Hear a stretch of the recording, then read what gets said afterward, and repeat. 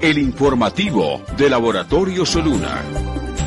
Mensajes, consejos y entretenimiento de la mano de la ciencia moderna y el saber popular. El informativo de Laboratorio Soluna. Dirige el doctor Jorge Holguín.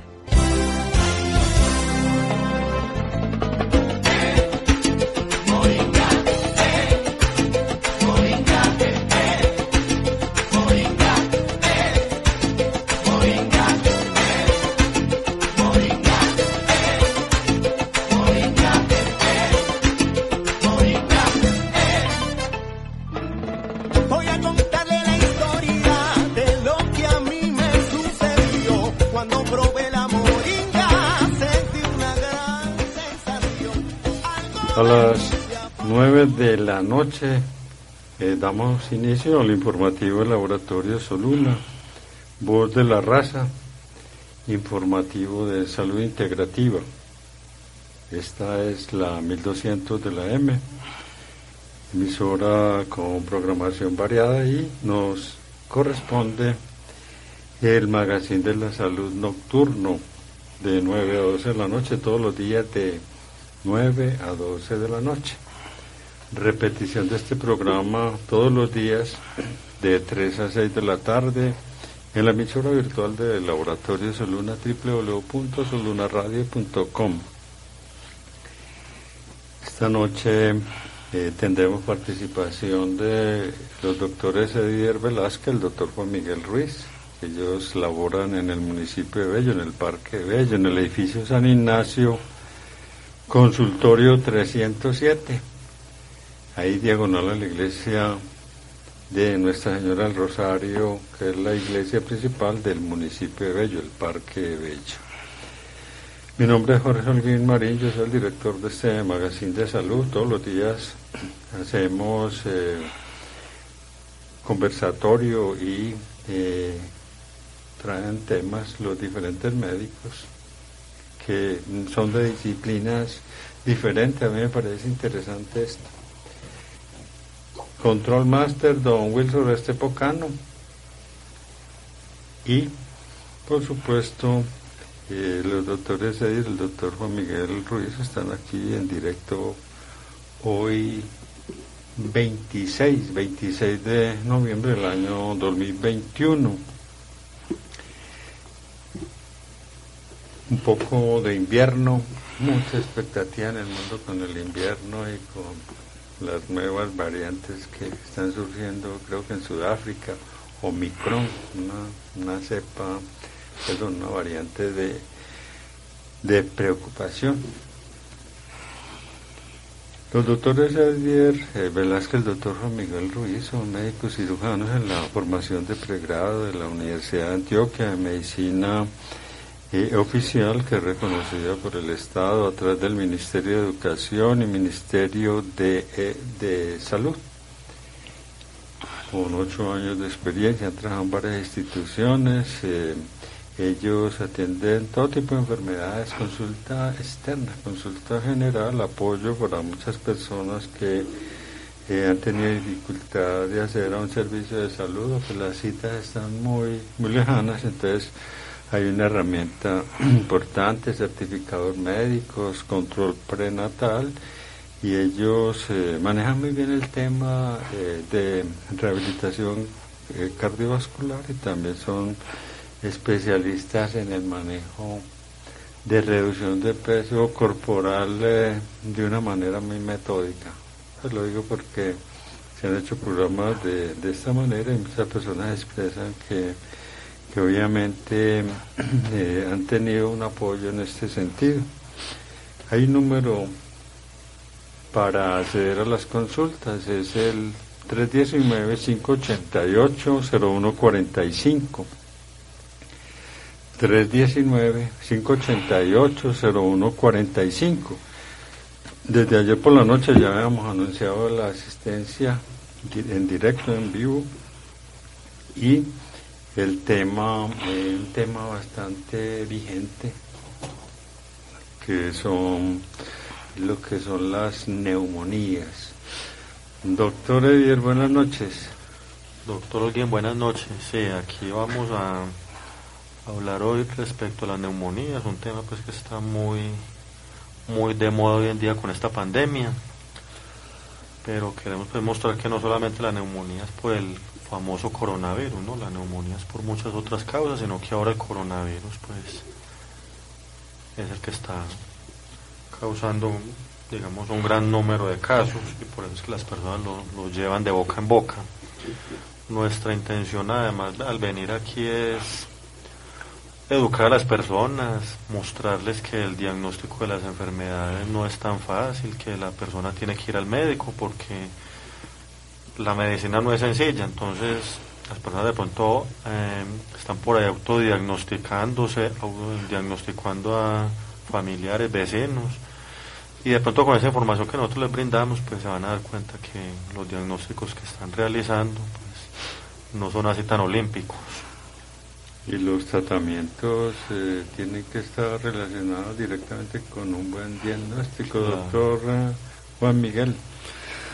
Buenas noches, doctor Olguín, y a todos los oyentes. Y sí, efectivamente el tema de las infecciones lleva a la gente a autodiagnosticarse y a automedicarse mucho, lo cual es una situación que puede poner mucho en riesgo la salud en el futuro de las personas.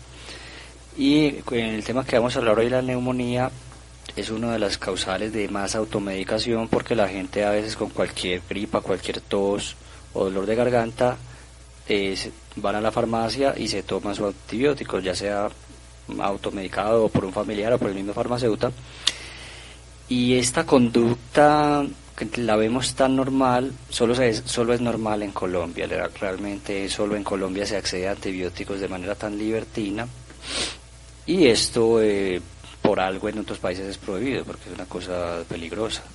De manera que vamos a tocar un poco ese tema y vamos a explicar también signos alarmantes que lleven al paciente a considerar la necesidad de consultar. Recordemos que estamos entonces en el parque principal de Bello, encima de Drogas La Rebaja, en una localización muy cómoda, no hay pierde, nadie se pierde al llegar allá, y las instalaciones son cómodas y muy amenas, y en nuestra experiencia los pacientes han tenido una muy buena respuesta a sus dolencias. Muy bien. El tema pues de la neumonía es un tema muy amplio y cierta preocupación. Las personas han escuchado, por ejemplo, que cuando ya se implanta, se instaura pues la neumonía es ya prácticamente de un cuidado especial, y muchísimas de las veces es con hospitalización, o sea, no es ni siquiera para manejar con antibióticos en casa, sino que es de un chequeo especializado, porque hay que mirar realmente la evolución de la infección. Neumonía en general, una ampliación sobre este tema, doctor Edier.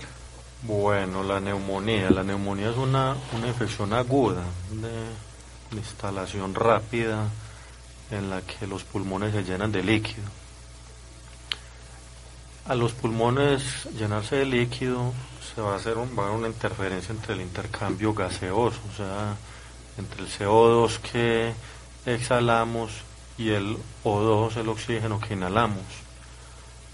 El pulmón tiene que tener aire, como una espuma.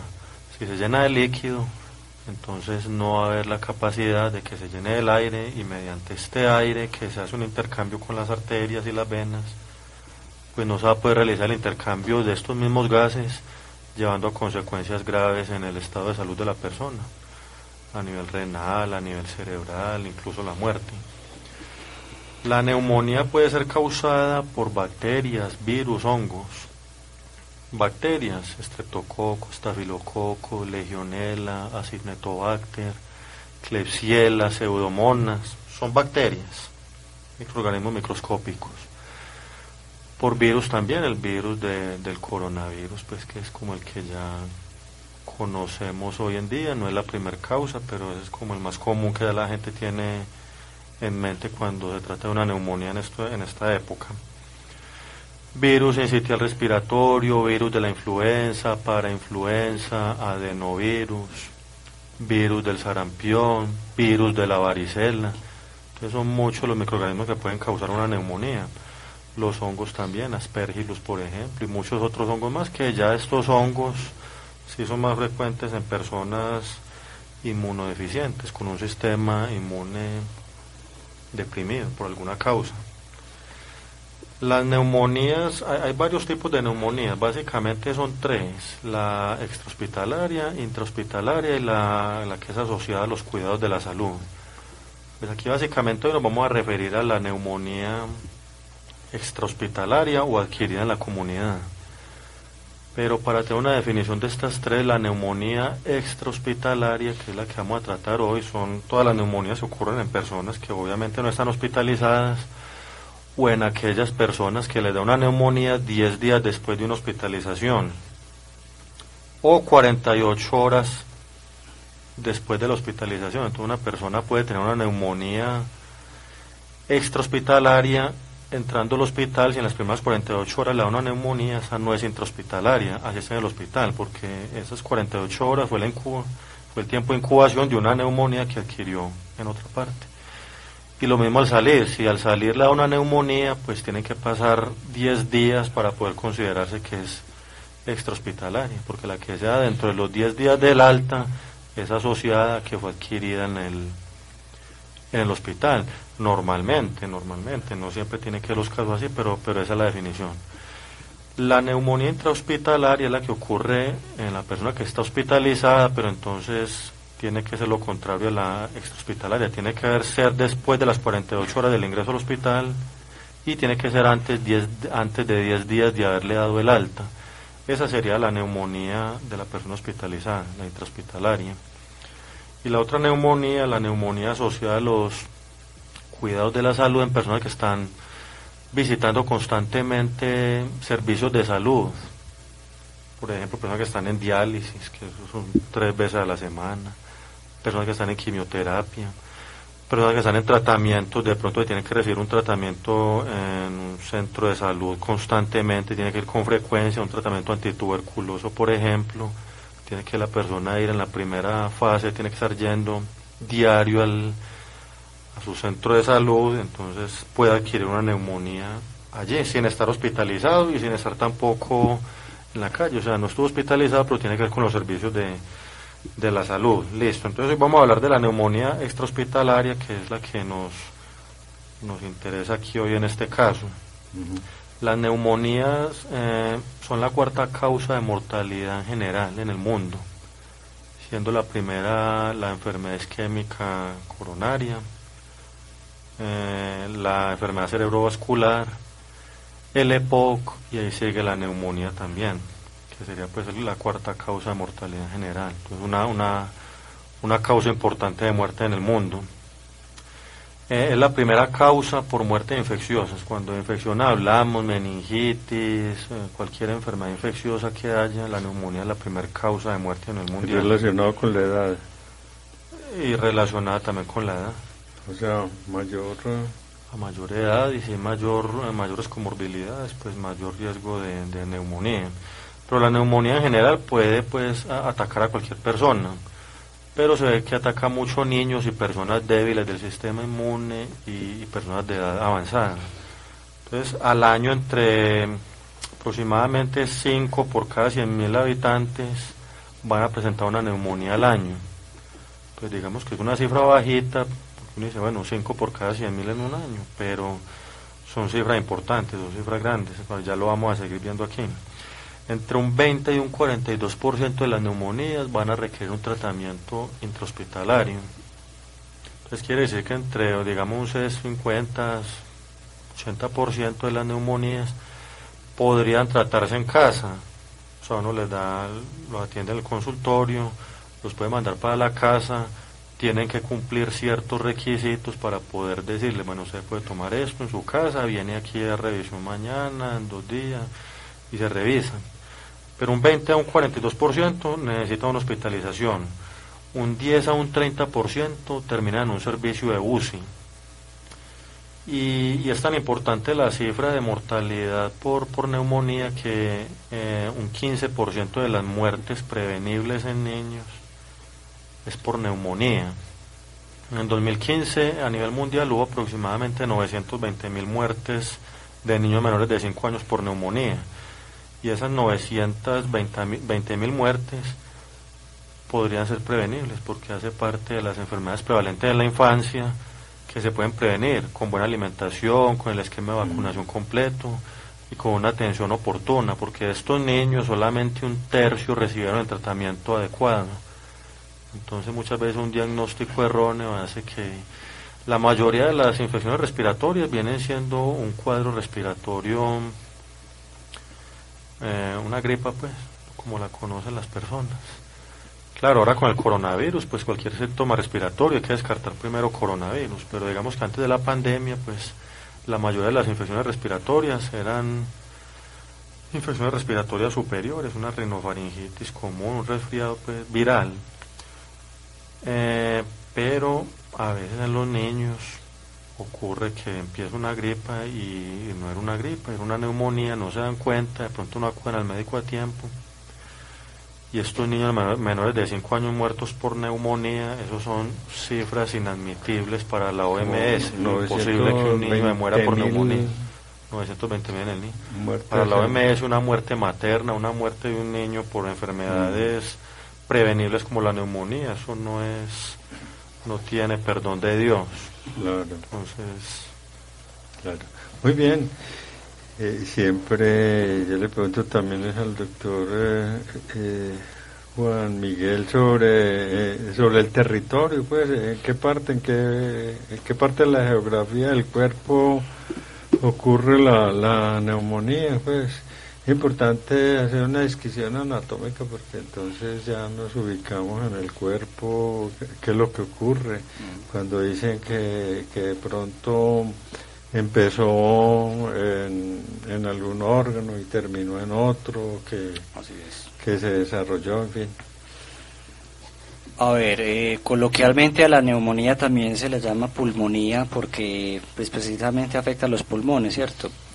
Y la gente también usa este término intercambiablemente a veces con bronquitis, con bronconeumonía. Entonces de pronto con esta breve explicación anatómica nos vamos a ubicar bien qué afecta a cada uno de estos términos, ¿cierto?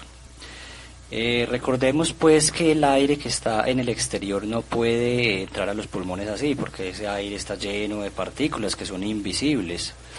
Este aire que nosotros respiramos está lleno de hongos, lleno de tóxicos, lleno de bacterias. Realmente si uno pudiera verlo, estaría con máscara todo el tiempo. Realmente alergenos. Ni siquiera estando cerca de alguien, o uno está al lado de un perro, o de una paloma, o de un gato. Realmente si uno tuviera un microscopio electrónico en los ojos sería una cosa muy fea. Pero nosotros tenemos unas defensas naturales que ya lo hemos hablado. Primeramente las vibrisas que están en la nariz, que son estas pequeñas vellosidades que conforme pasan los años son cada vez más incómodas porque son algo antiestéticas, pero no lo tomen así, son muy importantes para la protección inicial. Entonces todos estos microorganismos tienen que vencer varias barreras, esa es la primera. Posteriormente, avanzando, digamos, en el árbol respiratorio, tienen que vencer el moco que producen las células caliciformes, que así se llaman, que ya se encuentran en tráquea y bronquios, que ya es parte de la tubería del árbol respiratorio.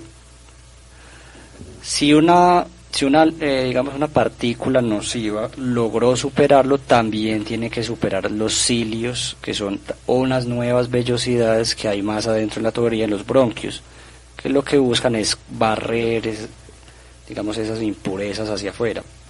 Bueno, se me olvidó decir que tuvo que haber superado también la glotis, que es la abertura, digamos, que hay para entrar a las cuerdas vocales, ¿cierto? Si lograra atravesar eso, también está el importantísimo reflejo de la tos.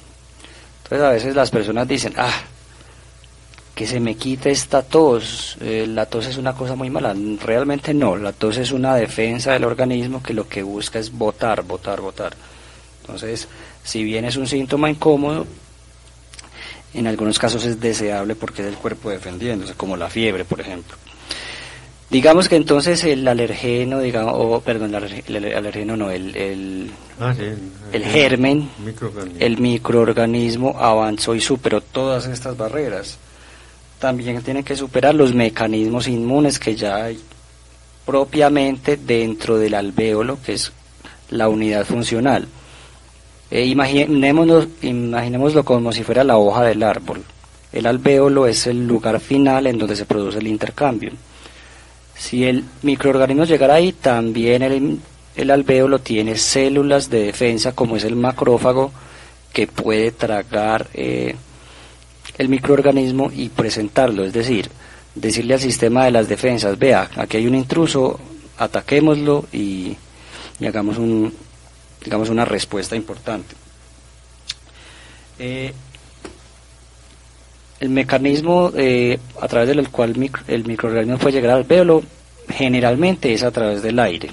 Eso pasa en las neumonías típicas, los microorganismos como los que menciona el doctor Edier, como son el neumococo, que es el Streptococcus pneumoniae, el Haemophilus influenza, los virus. La mayoría entonces de los mecanismos van a través del aire, pero también se puede contraer neumonía a través de la sangre. Entonces digamos que la persona tiene el famoso estafilococo áureo porque tuvo una úlcera en el pie y entró por ahí, y la sangre está contaminada, puede llegar al alvéolo por vía hematógena, es decir, a través de la sangre tocando el alvéolo. O también se puede dar intrahospitalariamente cuando una persona la intuban y eso pues tiene otras bacterias diferentes que no son mucho objetivo de nuestra revisión de hoy. Pero con esto no quiere decir que a las personas que hay que intubarlas les va a dar neumonía, no, son cosas que pasan ocasionalmente, pero vale la pena mencionarlo. Y otra causa importante es cuando las personas tienen un déficit en el sensorio, es decir, personas con alcoholismo crónico, o personas que tienen daños en el mecanismo de la deglución, o personas que tienen accidentes cerebrovasculares, que a veces lo que pasa es que tienen reflujo gástrico y que este material del estómago llega al pulmón, y este mecanismo causa neumonías, pero por otros microorganismos diferentes. Entonces, otra cosa importante a aclarar es que el parénquima pulmonar, es decir, la parte funcional del órgano, es decir, la parte que no es tubería, está dividida por lóbulos, ¿cierto? Y estos lóbulos por segmentos. En el pulmón derecho hay 3 lóbulos y 10 segmentos. Y en el pulmón izquierdo, como ahí está el corazón, entonces realmente son 2 lóbulos y 8 a 10 segmentos. Porque hay un pequeño lóbulo que es la língula, que es un lóbulo pequeño en el pulmón izquierdo, y a veces algunos de estos segmentos están fusionados. Por eso hablamos 10 segmentos en el pulmón derecho y 8 a 10 en el izquierdo. ¿Qué importancia tiene esta carreta final que les estoy diciendo? Que la neumonía suele, sobre todo en microorganismos típicos, circunscribirse a un lóbulo. Por eso es que los médicos decimos neumonía lobar. Y cuando hay bronconeumonía es que ya afectó parte de la tubería de arriba, entonces puede estar afectado todo el pulmón.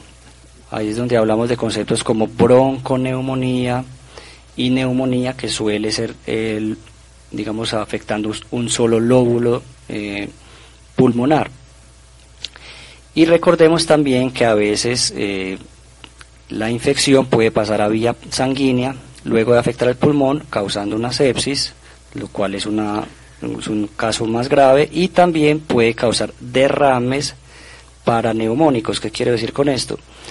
Que hay tanta pus, tanta materia, que la membranita que está afectando, que está rodeando el pulmón, también se puede ver afectada. Entonces, cuando es tan masivo el daño, a veces hay que hacer un drenaje, además del antibiótico. ¿En qué momento es absolutamente necesaria ya la hospitalización de esta diseminación? Bueno, ahorita vamos a ampliar un poquito sobre los criterios hospitalarios, pero digamos que el paciente, cuando realmente, digámoslo de esta manera, cuando un paciente es de hospitalizar, no aguanta una llamada telefónica o no aguanta una cita a los 2-3 días. Realmente su situación es tan severa, de pronto la confusión mental, incluso la dificultad respiratoria o los mismos familiares ven el comportamiento de la persona que está afectada, que va a ir directo a una consulta de urgencias. Entonces ahí el doctor hace unas evaluaciones y unos exámenes que ahorita de pronto lo ampliemos más adelante. Quisiera preguntar también qué más causa y también pues sobre factores de riesgo, todo esto. Sí, fundamentalmente la causa de una neumonía es una persona predispuesta que estuvo en un momento expuesta a una bacteria causante de la neumonía, estreptococo, estafilococo, legionela, acinetobacter, un hongo, un aspergillus, por ejemplo, virus sincitial respiratorio, virus del sarampión, virus de la varicela. Una persona con una neumonía por virus de varicela, pues normalmente tienen VIH, normalmente, muy común de personas con VIH. Personas diabéticas, por ejemplo, personas de edad avanzada, tienen una alteración en el movimiento de estos cilios que hay en las vías respiratorias, dificultando así la eliminación de estos microorganismos, de estos agentes patógenos por medio del moco, por medio de la tos directamente. Entonces, cuando estos microorganismos llegan a las vías respiratorias, no quiere decir que cualquier persona van a causar una neumonía, no. Se defiende, pasa por la nariz, se filtra, pues si logró pasar el filtro de la cavidad nasal, pues llegaría entonces a la orofaringe, a la faringe, orofaringe, y allí también hay otro filtro. Si logran pasar este filtro y llegan, digamos, a los bronquios, a los pulmones, pues entonces allí los macrófagos harían como, digamos, un tercer filtro. Pero si la persona tiene las defensas bajas, pues entonces estos macrófagos no lograrían, digamos, deshacerse de estos microorganismos. Entonces el microorganismo llega, causa la inflamación, favoreciendo que a medida que hay liberación de citocinas, interleucinas, quimiosinas, se atraen más células de las defensas como neutrófilos, por ejemplo, perpetuando así la infección. Entonces, digamos que entre los factores de riesgo, pues ya se han mencionado muchos, pero edad avanzada, diabetes, alcohólicos, personas con mala higiene. Pues la persona dirá, bueno, no alcohólico, personas con mala higiene, ¿por qué? Sí, aquí ya el doctor Juan Miguel había mencionado que una persona, una de las causas de neumonía es la aspiración de secreciones, son microaspiraciones que ocurren no una sola vez, digamos, cuando la persona se ahoga y dice que se le fue el alimento, la saliva, el líquido por el camino viejo, como dicen algunas personas, no es ningún camino viejo, simplemente le fue por los bronquios, entonces se le va el alimento. Pues una sola vez no hay problema, pero frecuentemente ese paso de alimento hacia la vía respiratoria sobrecarga, irrita los bronquios, entonces favorece una inflamación allí y empiezan a crecer bacterias y se causa una neumonía. Entonces una persona con mala higiene pues tiene microaspiraciones durante el sueño o mientras está borracho, porque tiene una pérdida de la conciencia, o digamos la conciencia puede que no esté muy conservada, entonces la vía respiratoria tampoco tiene la protección de cubrirse, porque en condiciones normales la vía respiratoria tiene, digamos, un tapón, que es la epiglotis, que tapona el bronquio cuando ve que de pronto algún alimento pasa cerquita de los bronquios, entonces se tapona. Por eso hay personas que cuando comen, muchas personas van a recordar eso que les voy a decir, uno está comiendo de pronto y siente que se ahogó, que se quedó sin aire, pero no tiene ningún problema, digamos, en la respiración posteriormente unos segundos, como que quedan sin aire un momento, sin poderle entrar aire, pero rápidamente otra vez vuelven a seguir respirando. En ese momento ocurrió un mecanismo de defensa. Los bronquios se cerraron con ese taponcito que tiene para que el alimento no pase por ahí, no ocurran esas microaspiraciones que pueden causar irritación, causando neumonía o una neumonitis, por ejemplo, también, que sería una irritación, una neumonía propiamente, pero sería muy similar cuando por comer muy rápido. Comer muy rápido, eso no, es que es problemático eso, de pronto no se ahogan, pero entonces empiezan a tener paso de cantidades de alimento frecuentes, y de pronto en personas con problemas neurológicos es muy frecuente eso, entonces empiezan a tener neumonías porque tienen alguna enfermedad cerebrovascular, entonces claro, tienen dificultad en el habla, tienen dificultad en la inervación de las vías respiratorias, entonces los mecanismos de defensa para taponar las vías respiratorias cuando se ven de pronto atacadas por el paso de un posible resto de alimento o saliva, de algo que venga de la boca o incluso del estómago también, un reflujo por ejemplo, un reflujo tranquilamente puede llegar y subirse, pasar a los bronquios y por eso que la persona cursa con tos de noche, un reflujo puede causar tos. ¿Qué pasa? Todo, cuando hay reflujo, cuando hay reflujo en la noche, cuando le devuelve empieza a darle la tos a la persona, entonces díganme, ¿por qué el reflujo me da tos? Es por eso que le da tos, porque empieza a subirse tanto hacia arriba, que irrita ya la parte de la tráquea, que es directamente donde entra donde es la entrada de los bronquios. Entonces claro, el mecanismo de la tos que hace, botar ahí mismo ese ácido clorhídrico, ese contenido alimenticio, contenido alimentario que viene del estómago, por la tos de las personas con reflujo gastroesofágico en la noche. Las personas con VIH, también dijeron ustedes. También les da mucho neumonía. ¿Por qué? Porque no tienen el sistema de defensas que tiene una persona sin él, sobre todo en las etapas ya de SIDA, ¿cierto? Recordemos que VIH no significa necesariamente defensas bajas, ¿cierto? Sino que, digamos, el mal tratamiento o la enfermedad avanzada hace que las células de la defensa no sean tan efectivas en alertar cuando hay un patógeno. Por ejemplo, a las personas con VIH les dan infecciones cerebrales que no tienen por qué dar en condiciones normales, infecciones intestinales, infecciones pulmonares, etcétera, etcétera. Bueno, el EPOC.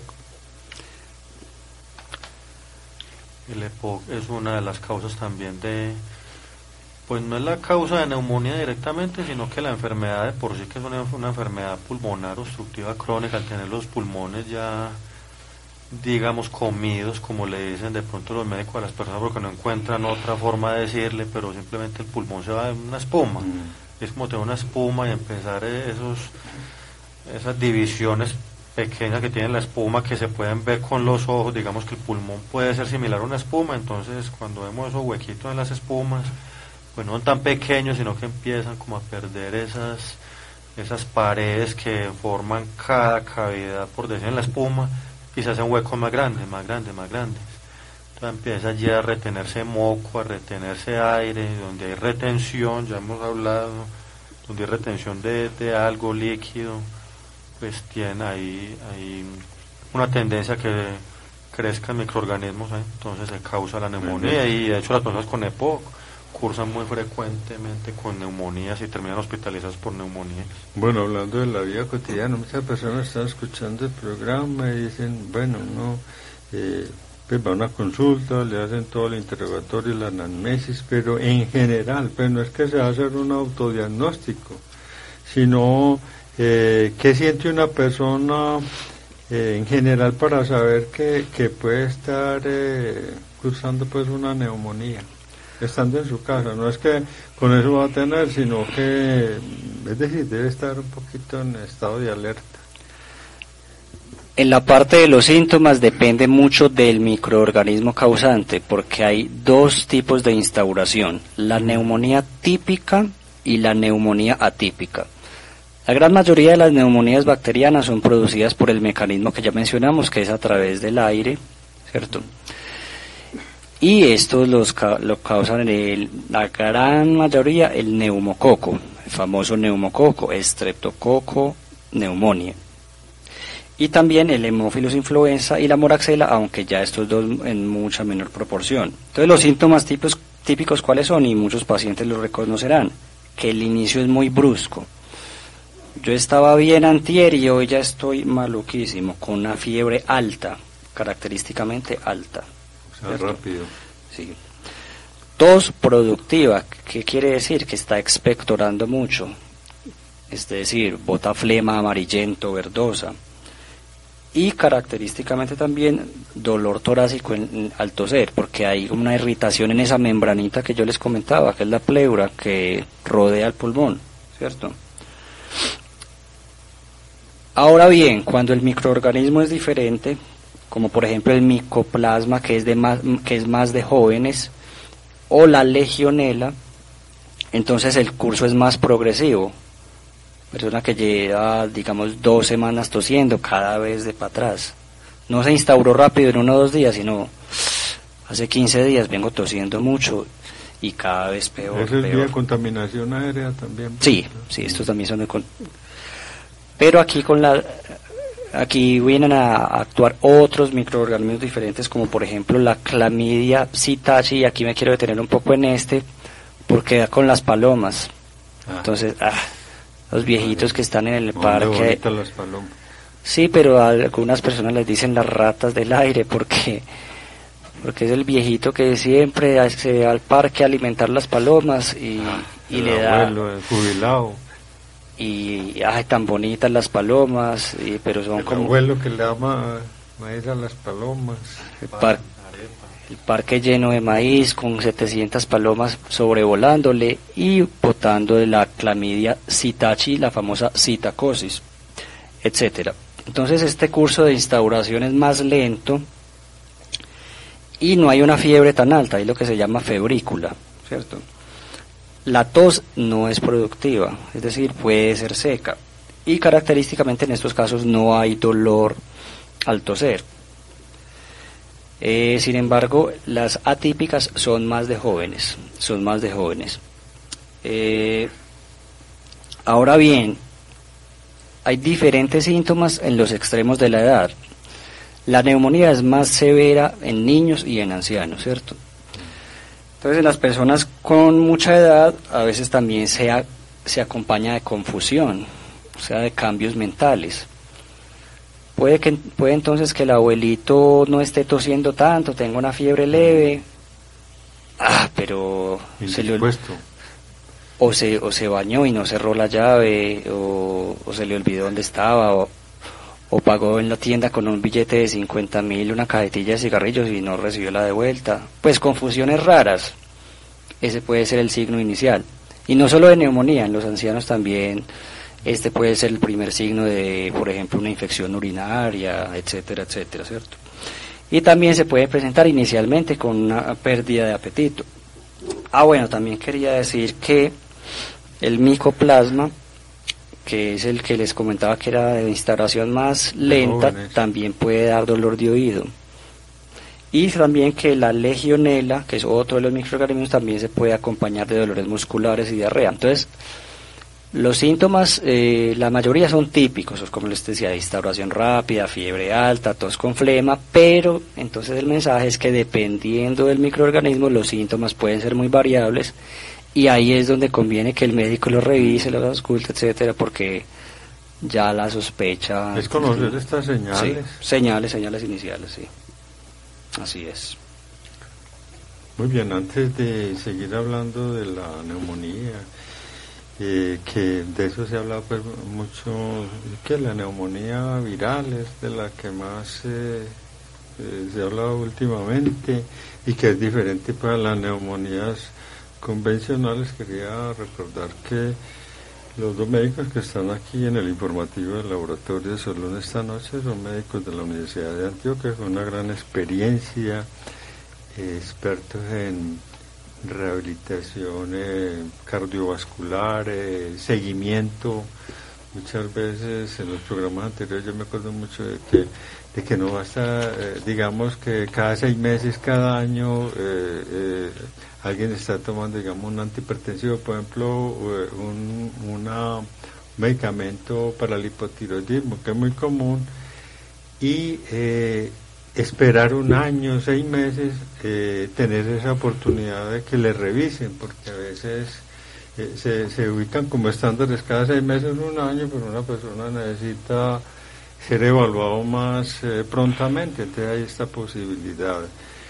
Están ubicados en el municipio de Bello, en el Parque de Bello, es fácil llegar. Ahí entra uno por un segundo piso, que es la rampa de droga La Rebaja, es como la mejor referencia, y unas escalas muy fáciles, y llegan, hay una rejita y toca el timbre, 307, pero recuerden pedir la cita, consultar la disponibilidad del horario, llegar a un acuerdo, preguntar por la manera de llegar, en fin, porque ya en detalle usted viene de dónde, en fin, ¿cierto? Hay un teléfono único, 319-588-0145, muy fácil y me parece interesante tener un solo número, porque uno cuando da muchos números, al último cree que ese otro número, ¿dónde será? 319-588-0145. Muy bien, se habla mucho de que, pues, es lo que hablan las personas, ¿cierto? Que una gripa mal cuidada y que quién sabe hasta dónde se pueda ir y que hay de cierto que se puede convertir en una neumonía.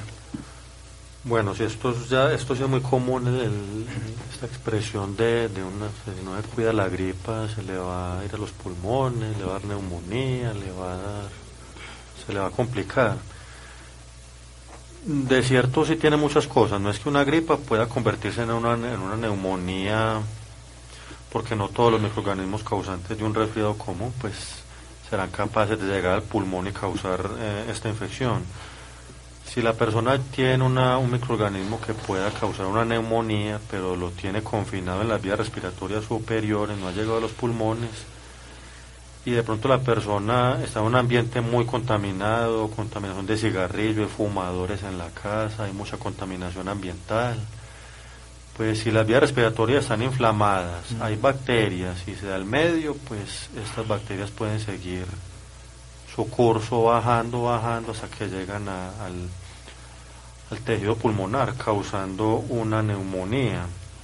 Otras personas en las que, digamos, podría convertirse empezar un resfriado común y convertirse en una neumonía, personas que están expuestas a corrientes de aire frío, porque se estrechan. Con las corrientes de aire frío, la persona pues se ha dado cuenta cuando tiene de pronto un asma, una infección respiratoria, respira aire frío, entonces empieza como a silbar, como que se ahoga, porque ese es el efecto que tiene el aire frío sobre las vías respiratorias, estrecharlas.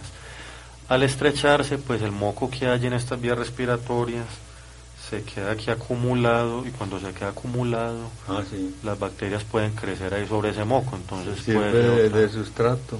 Entonces puede convertirse en una neumonía por eso, la exposición muy frecuente a corrientes de aire frío.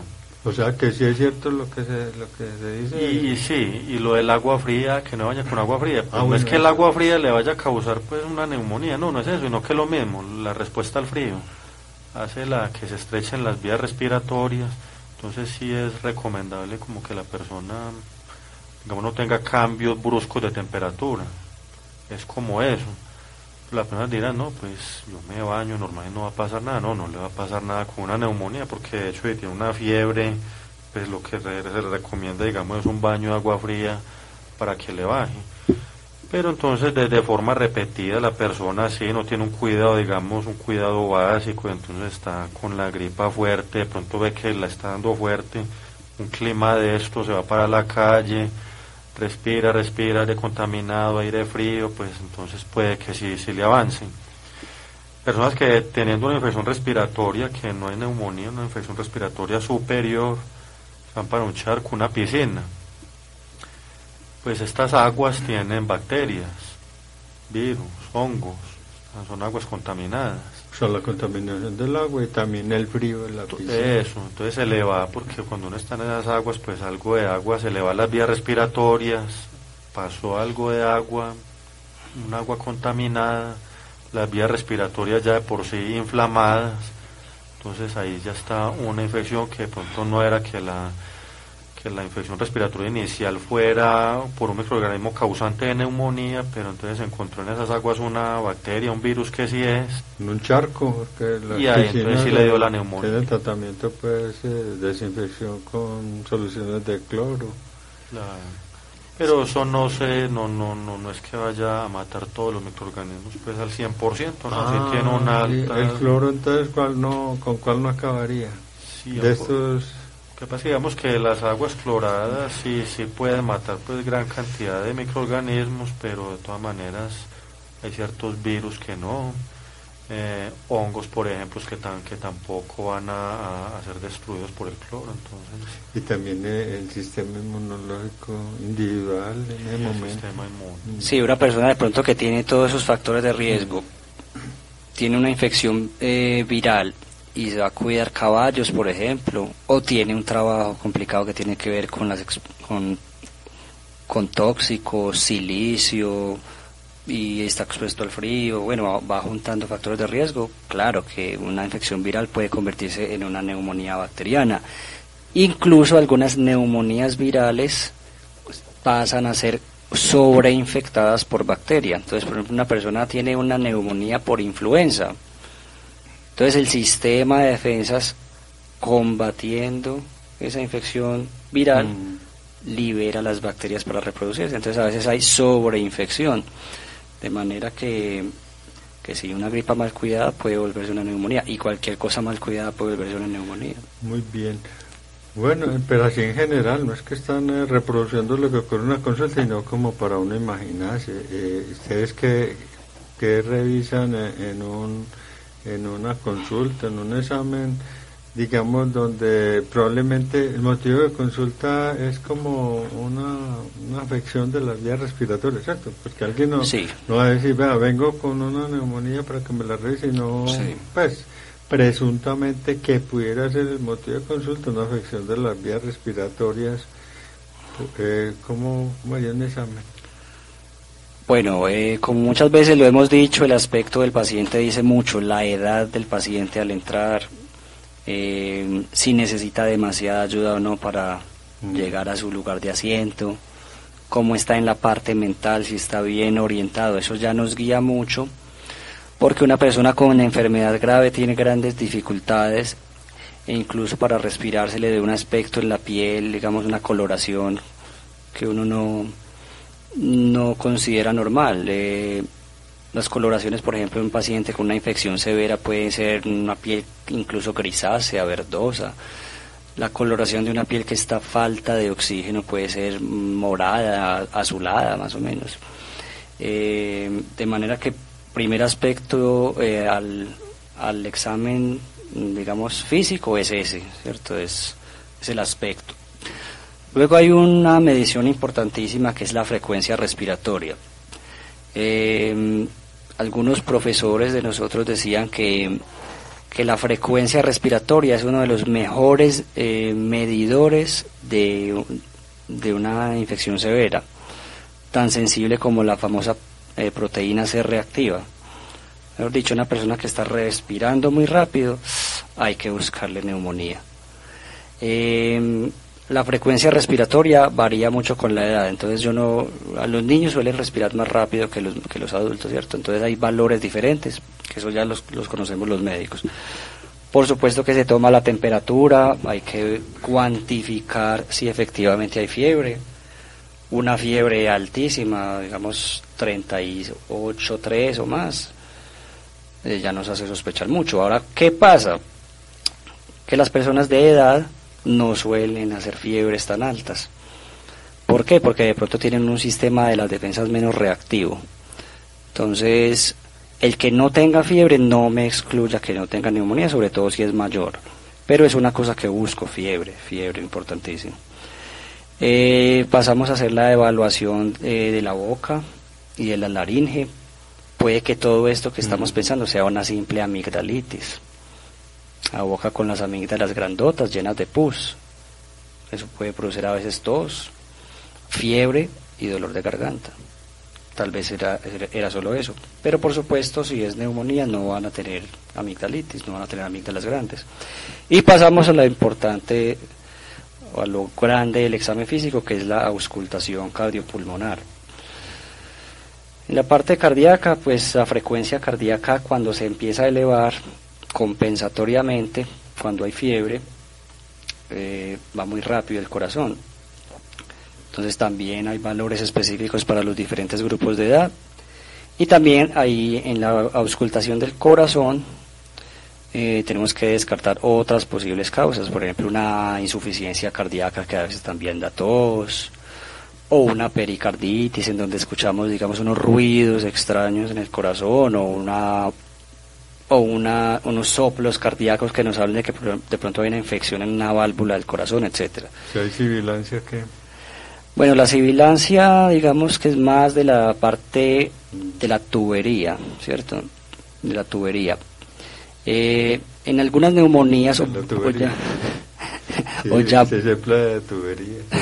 Si no habla de tubería, los vasos sanguíneos de tubería. Sí, el cuerpo humano hay muchos conductos, digamos. Bueno. La gente entenderá, es un lenguaje coloquial para que respiratoria. Aquí a la gente no le vamos a hablar con términos sofisticados porque cambia el dial. Bueno. Sibilancia de pronto es asma o así. Y a veces en las bronconeumonías hay una cosa que se llama el soplo tubárico, que es también que tiene que ver con la inflamación de los bronquios. Pero más específico de la neumonía son los crépitos, y es un ruido que tiene que ver más con la parte del alvéolo, como digamos como la hoja del árbol. Y es como si usted, digamos, recuerda el velcro, esa abertura que hay en algunas chaquetas y bolsos, es como usted frotar dos hojas, digamos algo así, un sonido raro que no es la auscultación normal, y eso es, digamos, el alvéolo intentando luchar contra esa inflamación, esa pus. Entonces suena así como shh, digámoslo así. Y también a veces cuando hay consolidación, digamos que hay matidez, y es que digamos el paciente cuando habla, no sé si se acuerdan de los médicos antiguos cuando los ponían a decir 33.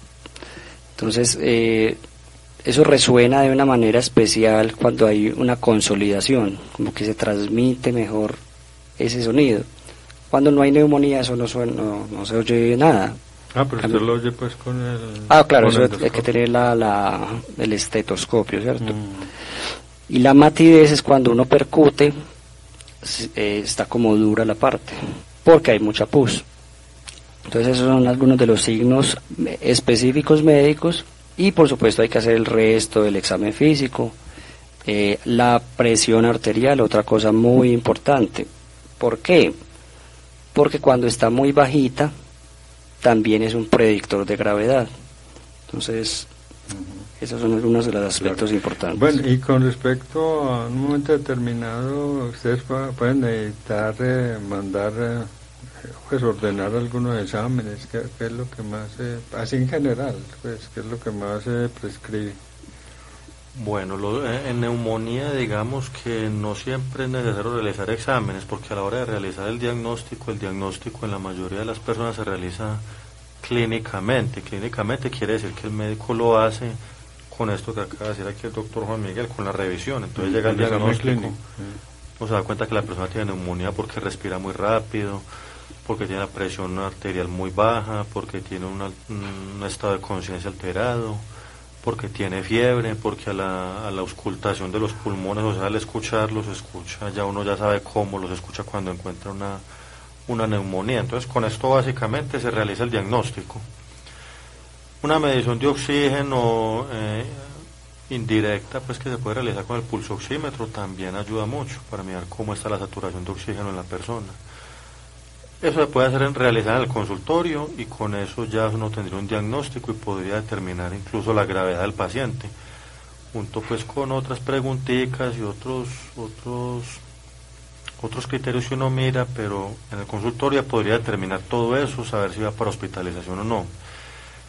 En ciertas personas, cuando las neumonías no son con los síntomas típicos, o sea, las atípicas, que la persona llegue, está tosiendo, pero no mejora, pero no tiene fiebre, no tiene de pronto la disnea o la dificultad respiratoria tan fuerte, no hay expectoración verdosa, amarilla, de pronto una expectoración muy escasa o transparente, pero uno sospecha la neumonía. Entonces en esas personas de difícil diagnóstico, que uno pronto puede pensar que es otra cosa, entonces uno acude a realizar exámenes cardíacos, electrocardiograma, los rayos X de tórax, por ejemplo, gases arteriales, la PCR, que en este caso no es la PCR del coronavirus, sino que es la proteína C reactiva, es otro tipo de PCR muy diferente. Pues la confunden mucho ese término. La confunden. Claro. pasa es que entonces la proteína C reactiva es un medidor de inflamación. Y el otro es la polimerasa.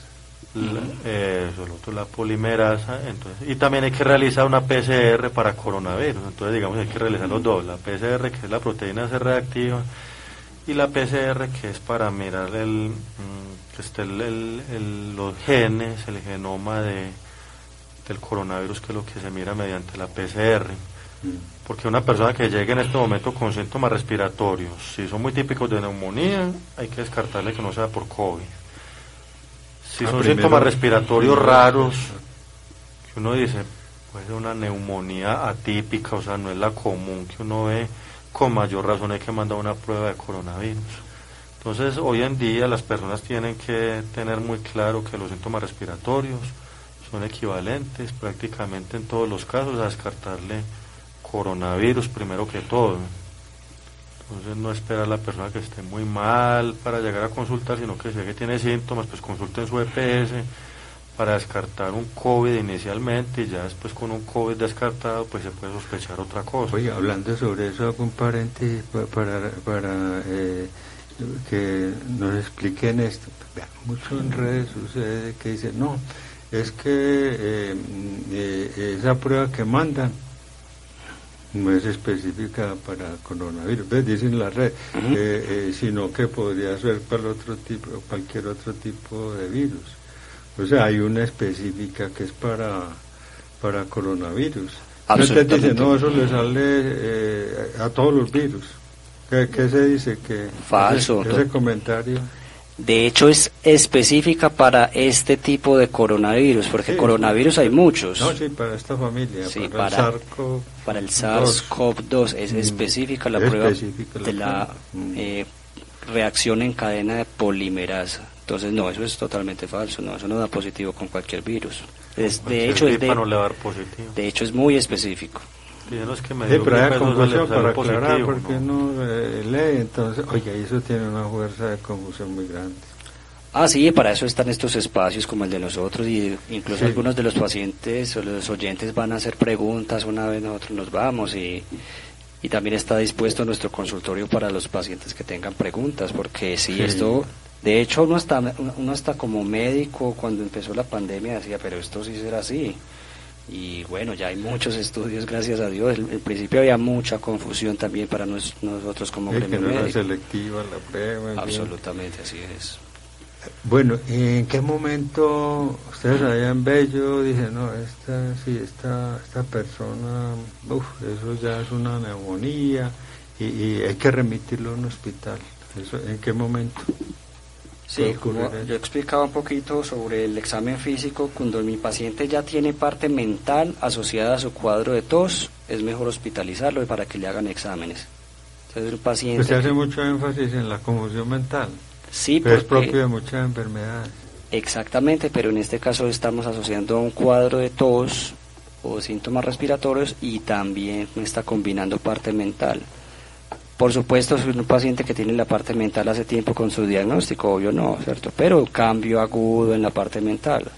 El señor tiene, pongamos un ejemplo, 70 años, hace 10 días perfectamente bien, independiente para sus labores, y tiene una gripa hace como 5 días, cada vez tosiendo más, muy maluco, y pagó una caja de cigarrillos con un billete de 50 y no reclamó la de vuelta.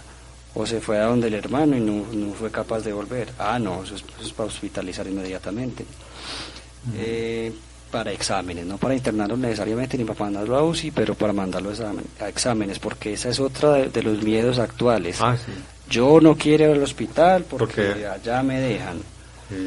Y esto es algo que hay que desmitificar, pero de plano, porque incluso gente joven y gente muy, muy bien estudiada tiene ese miedo clavado, que bueno, es comprensible, pero es normal, pero no deja de ser un mito que hay que, cortar de tajo, ¿cierto?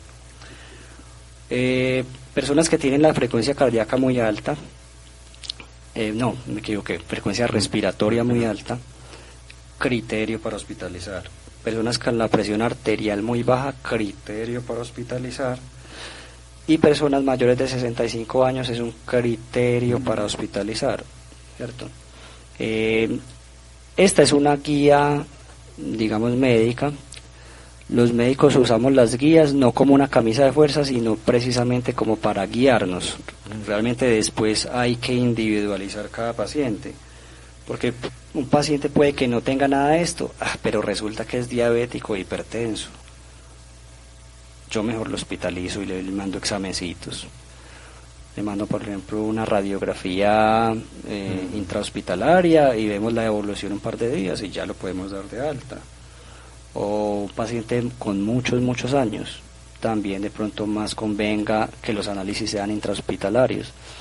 Y aquí yo quiero hacer un pequeño paréntesis en lo que ustedes hablaban del COVID, y porque estábamos hablando sobre todos estos factores de riesgo, que los alcohólicos, que las personas muy añosas, etcétera, etcétera.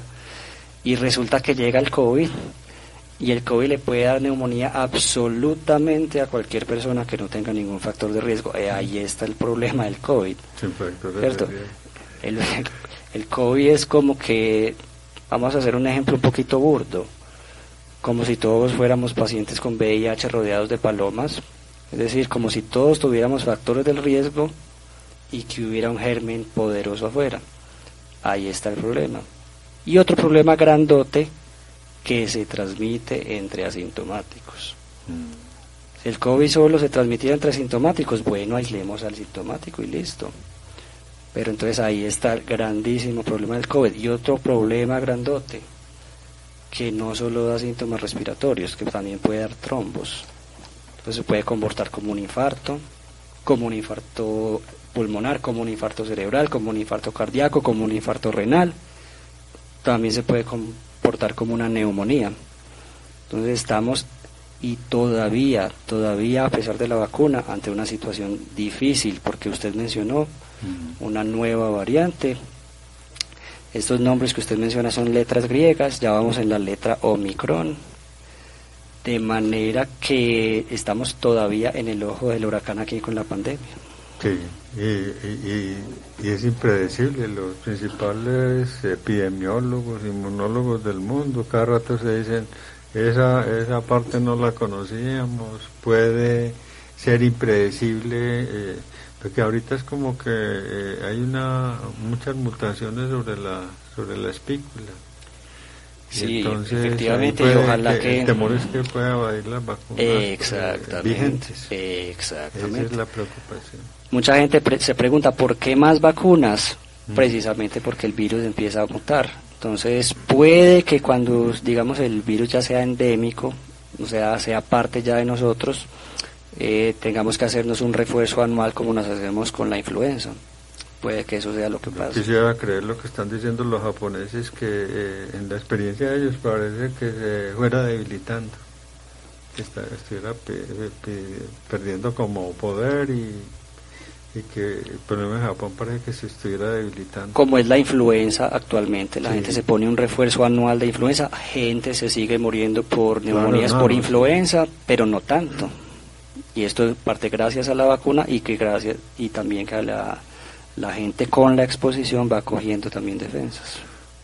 Muy interesante, una información, agradecemos la información. Yo sé que pues no es un diagnóstico ni para hacer autodiagnósticos, pero sí tener criterios para reconocer algunas señales que pueden ser importantes, porque muchas personas, digamos lo que ustedes dicen, que hay que estar alerta, ya de cuidado, es esta manifestación de que la confusión, esta fiebre que no...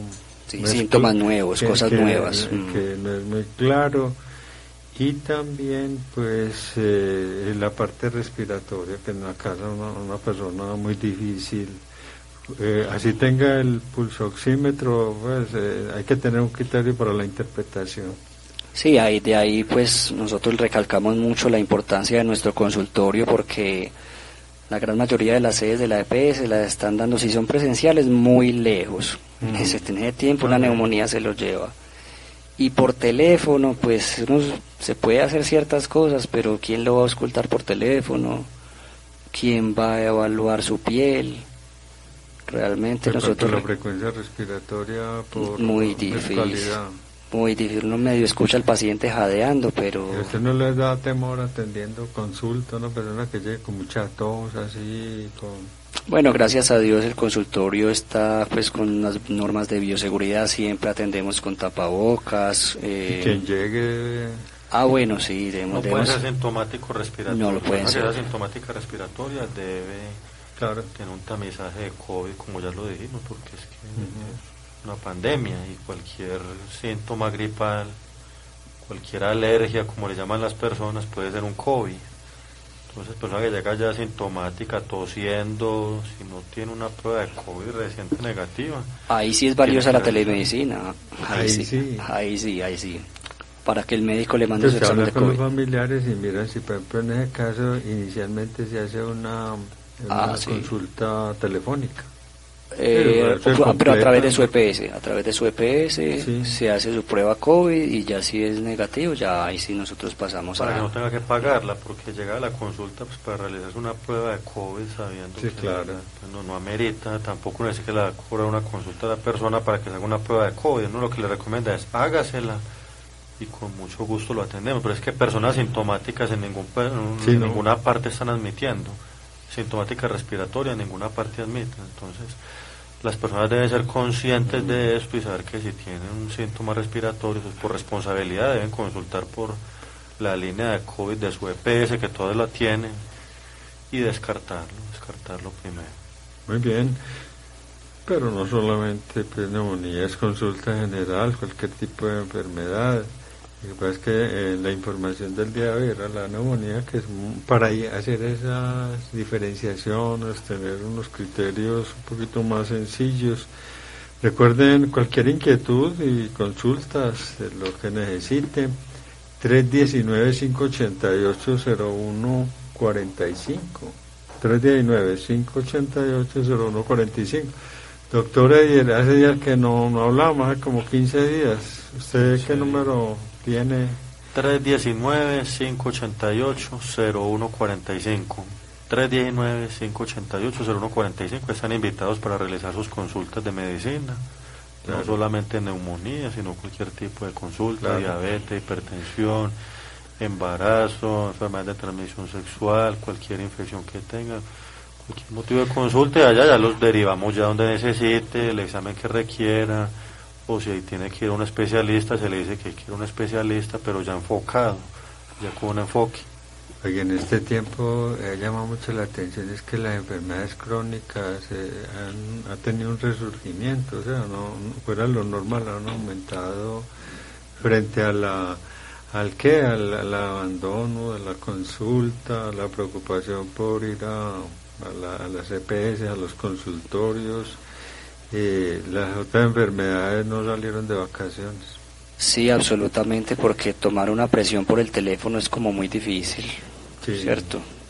Entonces, la falta de presencialidad ha descontrolado a todos nuestros pacientes crónicos. Y la revisión, por ejemplo, de la medicación debe ser presencial. No solamente mándeme una foto de lo que está tomando, de cuántos miligramos, no, pues, hay que evaluarlo con examen clínico. Por supuesto, se hace muy tedioso. ¿Cuál es el teléfono, doctor? Bueno, usted lo apuntó ahí en una tablet ahorita. 319-588-0145, ¿sí es ese? Claro. Sí. ¿Cómo es? 319. 588-0145. Muy bien, doctor Juan Miguel, gracias por la información. Ustedes enriquecen pues la información y este magazine de salud. Muy bien. Muchas gracias, doctor. El informativo de Laboratorio Soluna.